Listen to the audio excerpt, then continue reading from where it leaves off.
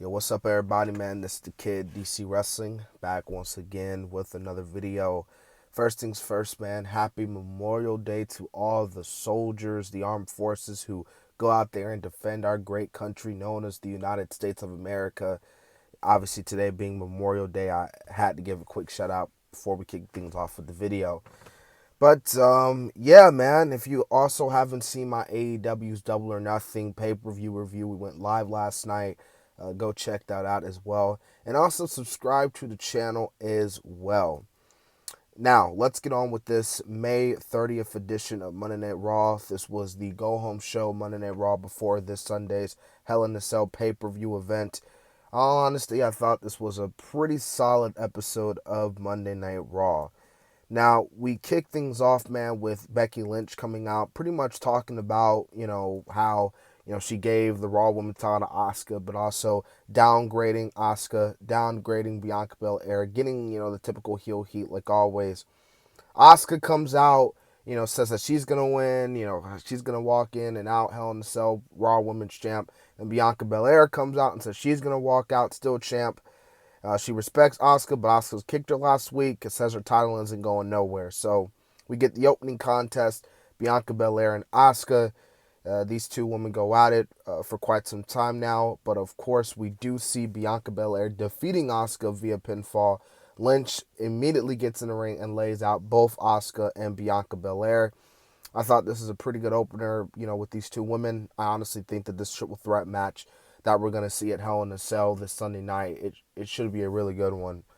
But after that, man, we get a six-man tag team match play. We get the team of Ezekiel, Rey Mysterio, and Dominic Mysterio taking on the team of Kevin Owens and Alpha Academy. And,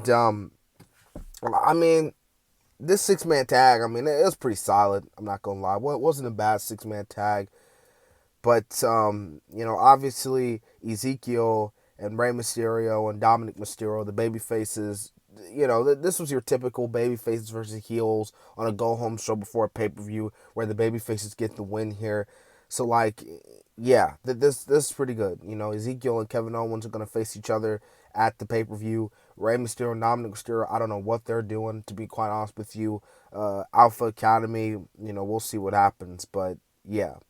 So we get Cody Rhodes, the American Nightmare, coming in the ring, claiming that he has always been a fan of Seth Rollins, says he's always saw the potential for great things in him. Heck, even my own father, the late, great Dusty Rhodes, saw something in Rollins, as we saw, because Seth Rollins is the inaugural NXT champ, for those who don't know.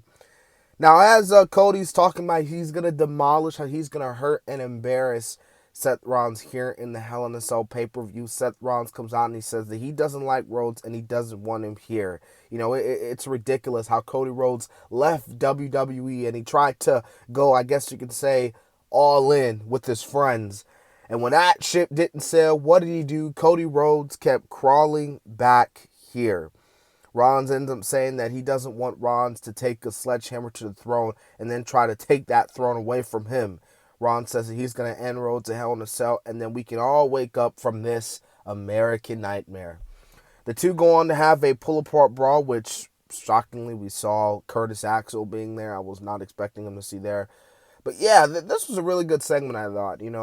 Rhodes cut a really good promo here. Same thing with Rollins. To be honest with you, I think this match needs to main event Hell in a Cell. To be honest with you, it is. Roman's not on the card.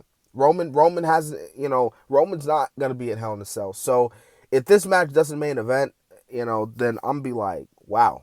But in all honesty, I think this is going to main event the show. And yeah, tonight I thought this was really been a good feud. And I think Cody and Rollins are going to tear the house down at Hell in a Cell. Next, we get Alexa Bliss versus Doudrop. This match, it's not that I didn't really care for it, but it's one of those cases where Alexa's going to win. Everyone knew Alexa was going to win. So Alexa picks up the win over Doudrop. And that was pretty much it. We get a Miz TV segment. And, usually it's Miz TV, so I'm pumped. You got Angelo Dawkins and Montez Ford here. To be honest with you, this was really just the promotion for Miz TV. And as we saw it, this led to a 24/7, 7-Eleven segment with Dana Brooke coming out there, Kara Tazan coming out there, R-Truth and Apollo Crews coming out there. So your typical 24/7 championship segment, Tamina defeating Dana Brooke, and then Akira Tozawa defeating Tamina to win the 24/7 title. So there's nothing else I can say there. You already know how I pretty much feel about 24/7 title outside of R-Truth. So there you go. All right, Ali versus Ciampa. I mean, we've seen this match before already, so it was okay. Ali defeats Ciampa via disqualification because Theory gets in the ring because he was on commentary, and Theory's like, "Screw it, we don't gotta wait till next week or anything. We can have this U.S. title match now." So Theory and Ali go at it, and Ali he tries his best, because he just got beat down by Ciampa and Theory even during the commercial break, but nonetheless, Theory does defeat Ali here via pinfall to retain the U.S. title. Now, we do see Adam Pearce come out and says, yes, Vince is, impressed by your psychological, tactics, but he wants to see Theory do it in a fair fight. So, Ali will get a championship rematch in his hometown at Hell in a Cell this Sunday. All right, so after that, we get a championship contenders matchup. The undisputed tag team champions, the Usos versus Shinsuke Nakamura and Riddle.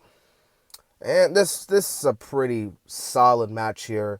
Now, Shinsuke and Riddle do defeat the Usos via DQ, so might as well just announce that match for Sunday, especially because their boy Roman isn't going to be on, and you might as well can already tell they're building up Roman and Riddle for the Money in the Bank pay-per-view, and then, Randy and Roman, but we'll get to that when we get to that.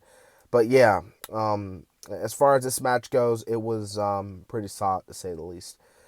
All right, so after that, we get the main event, Rhea Ripley and Liv Morgan. I thought this matchup, it was pretty good for what it was worth, and the ending was pretty cool as well. Like I said, overall, man, I thought tonight's not SmackDown, good Lord. I thought tonight's Monday Night Raw was, pretty good. This was, pretty good. So, yeah, everything, the main event, everything, yeah. So, don't want to spoil you guys for long. Oh, by the way, before I actually end this video, I do want to say one thing. Last night, earlier this morning, I uploaded the AEW, the Tony Khan vid where he's talking about Eric Bischoff. And that video actually blew up. That video got 23 views. It was at 46,000 views.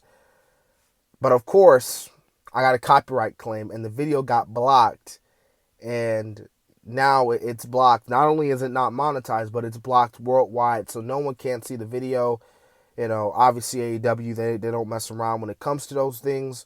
I did send a, dispute to AEW. Well, not to AEW, but to YouTube and stuff. But to be honest with you, I highly doubt that they're going to take the video down, but it is what it is. But anyways, I hope you guys enjoyed this review.